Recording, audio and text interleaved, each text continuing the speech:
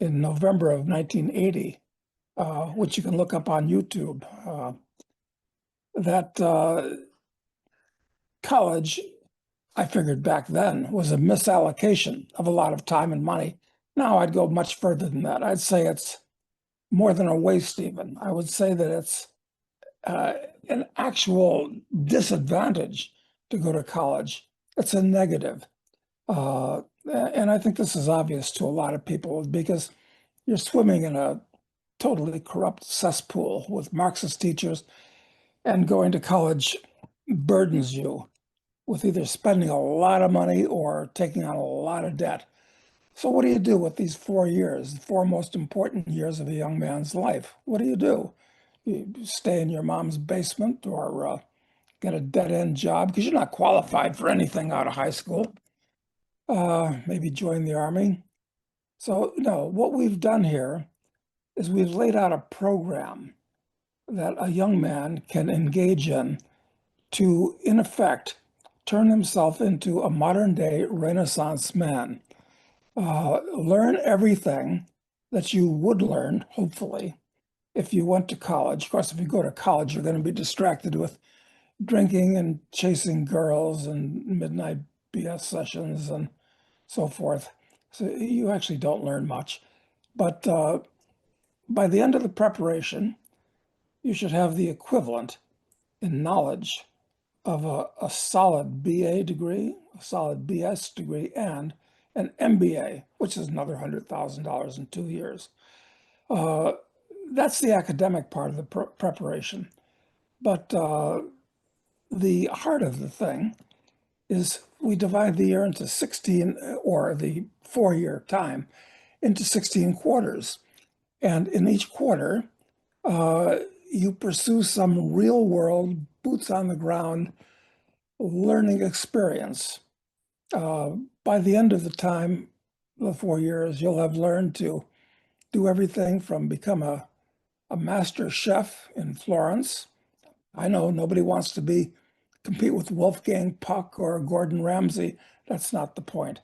Uh, it's good to know how this all works.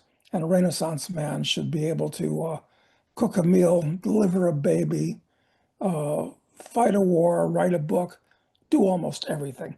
And in today's, well, many of it, operate heavy machinery, become a skilled martial artist by spending 3 months in Thailand doing that.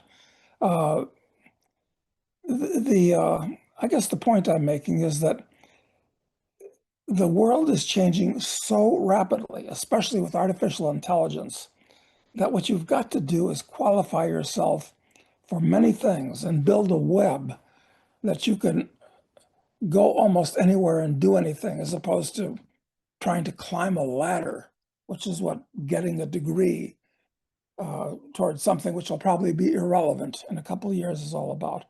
So anyway, I think that this book is the most important thing that a young man can read, and his parents too. If I'd had this book when I was in high school, I wouldn't have gone to college.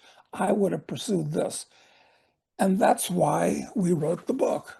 So anyway, a word to the wise, in my opinion. Well, it's really interesting because a lot of the things that you mentioned, I also did. I mean, I didn't go to college. I didn't even finish high school. I dropped out. I stopped going to school at 12 years old and dropped out by 15 and started traveling internationally at 17 and now have been on the road for 25 years straight. But I'm a master scuba diver. I've got my my national lifeguarding service and rescue diver and things like that. I've done all kinds of activities and things like this that most people wouldn't do. And I know that you were a polo player and you were a diver and you did all these kinds of interesting things around the world. That's real life experience that gives you a lot more depth opposed to, this was my SAT score or this was, what I got my marks in that class. It's like everything that I've done has all been about hands-on experience, about travel, about experiential learning. And now I have four children. I homeschool my kids. They all speak, well, my daughter speaks four languages. My youngest is 4 months old, so we're working on the first one with her. But my 9-year old speaks four languages. She's doing two different types of martial arts. she'll be a black belt in both in probably about 2 or 3 years. I did martial arts for 11 years in my life, even competed internationally on Team Canada.